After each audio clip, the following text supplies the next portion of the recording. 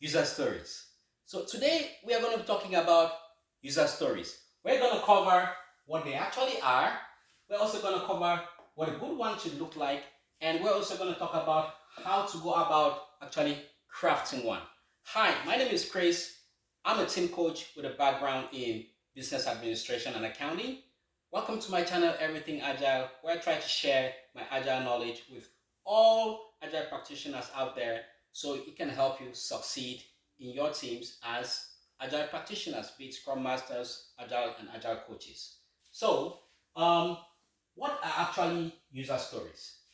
These are just requirements that have been written from the persona of the end user to explain exactly what they want out of that user story.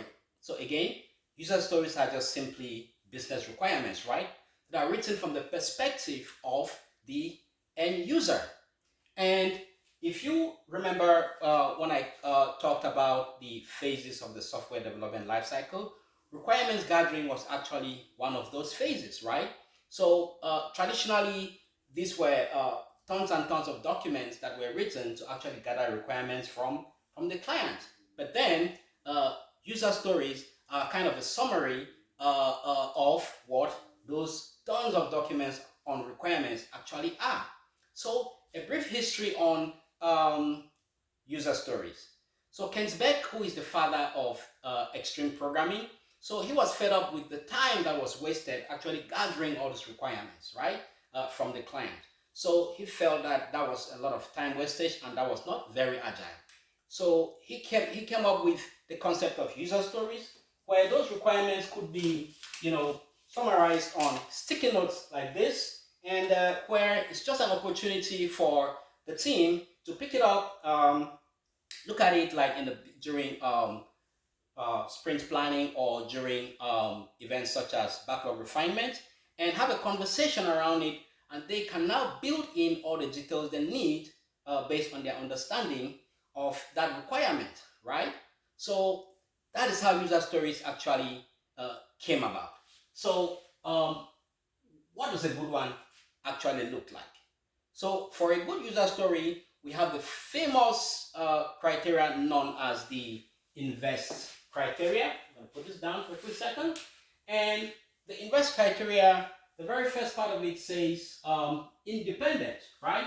So for a good user story to be good, for a user story to be a good one, it has to be independent, right? So you don't have to wait for another story to be completed, for example, before you can pick that one up and start working on it as a developer.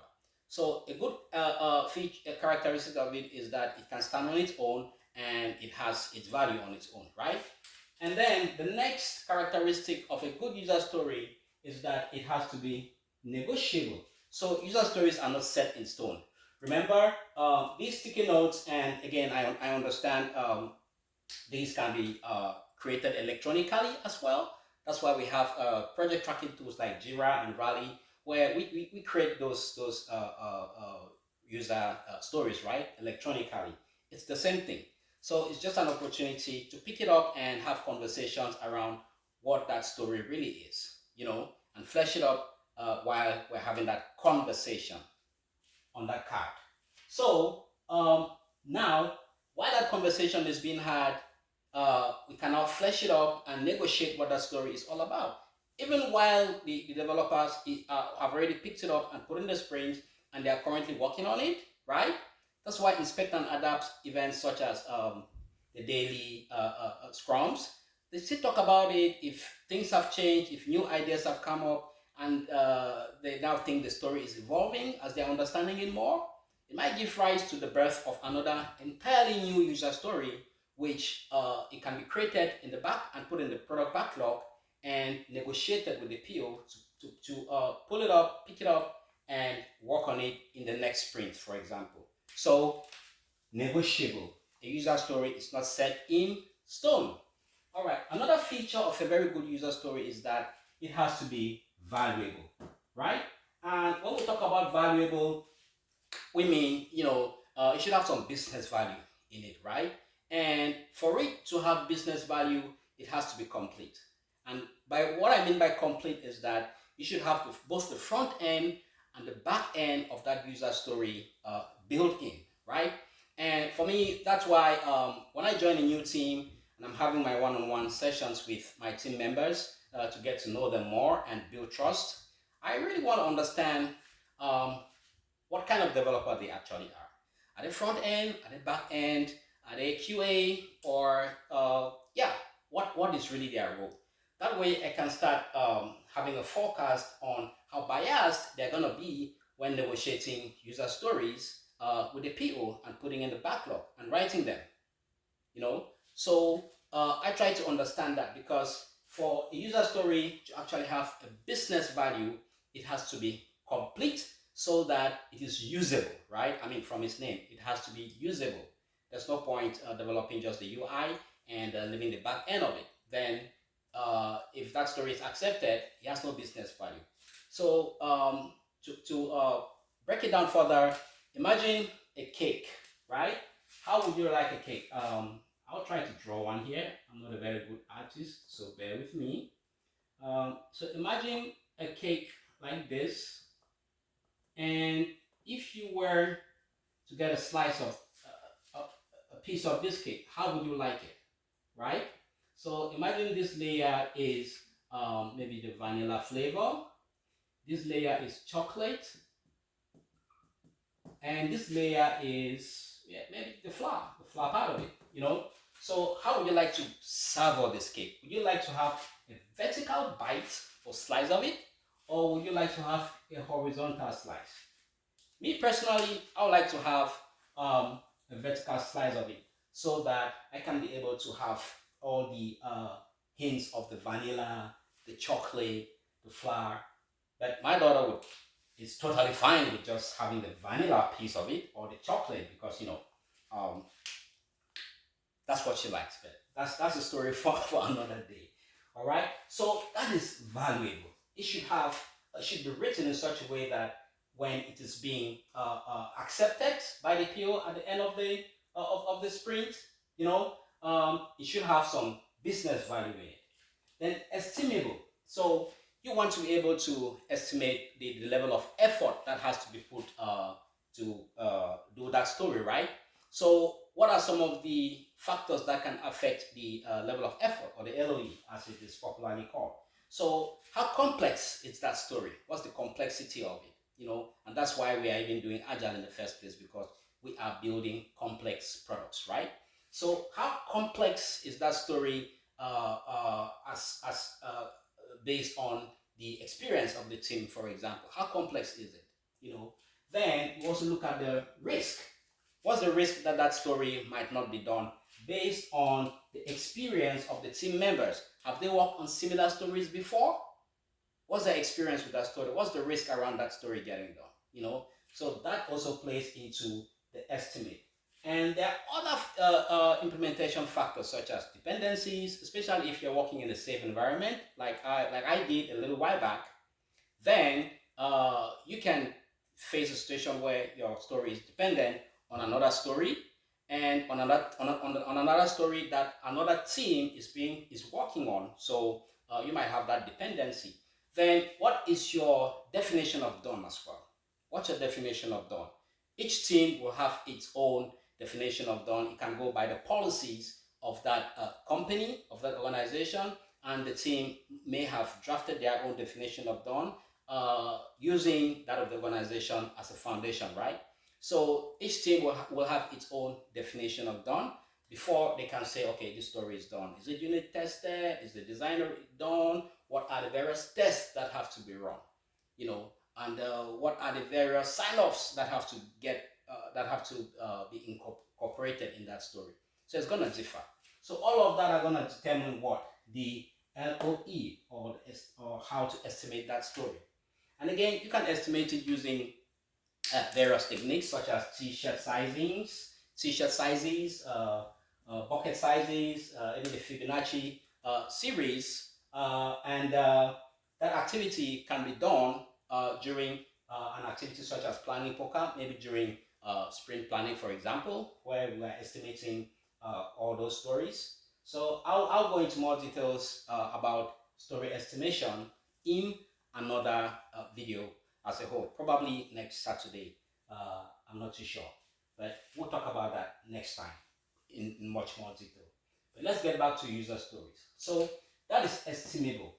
How about small? So a good user story should also be small. Small, think of the t-shirt size, small, which translates to, can it be done in a sprint? Imagine your iteration is 2 weeks. Can it be done within 2 weeks? So a key characteristic is that it should be done within or less than 2 weeks. So if you're estimating using Fibonacci series, for example, if your 3 story points represent maybe 2 to 3 days, then I always advise my teams that, let's try to get our stories to be done within 1 to 2 days. That's 1 or 2 story points, maximum 3. That way they can complete it real fast and have that motivation, have that boost of having completed something real fast, and also have that opportunity for the stakeholders to look at it real fast, maybe during sprint demo, for example, and have that feedback so they can iterate and come up with another user story based on the feedback they have gotten real quick, and that's what Agile is all about, right? Fast feedback. So the smaller the user story, the less complex it is, and the faster we're going to get feedback, and the more it's going to boost the morale of the developers, because they just picked it up and it was less complex and they did it and had some value from it. So it motivates them itself. It motivates them as well. Okay? So the last characteristic of user story is that it should be testable. So basically every user story should have an acceptance criteria, right? How would the PO tell that this story is meeting its user needs, it's meeting its the business requirement, right? So it has to be testable. That's why you should bake in an acceptance criteria in your user story. That way the PO knows what to test before accepting that particular user stories, and also take into consideration the definition of done. The PO checks all of that. So now, how do we go about crafting one? So there are various ways of writing a user story. I mean, the most popular way that we all know is, as a user, I want this so that I derive this particular outcome, right?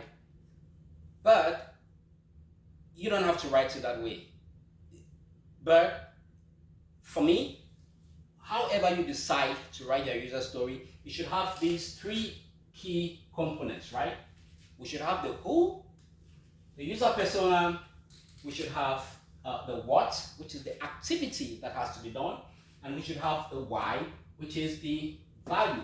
So in one of my previous videos, I actually gave an example of a ride-sharing app, which was like a project, So imagine we're going to use that same example and demonstrate how to pull out the who, the what, and the why.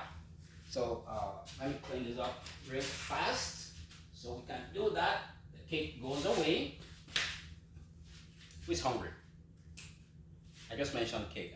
Somebody might be hungry for cake right now. It's the weekend. Order one. All right. So now let's come up with a user story, right? And see how we can put all of this knowledge we have learned together. So I would say, as a rider, for example, or passenger, I want to be able to share my ride, right, with a loved one, so that they know my current position within the trip. All right. So what's the who? It's the rider. That's the persona. That's you who ordered Uber or Lyft. And the what was the activity? Know my position. Want to know their location. My wife is big on that. Hey, you took an Uber. You haven't shared your ride. I don't know why she does that, but you know.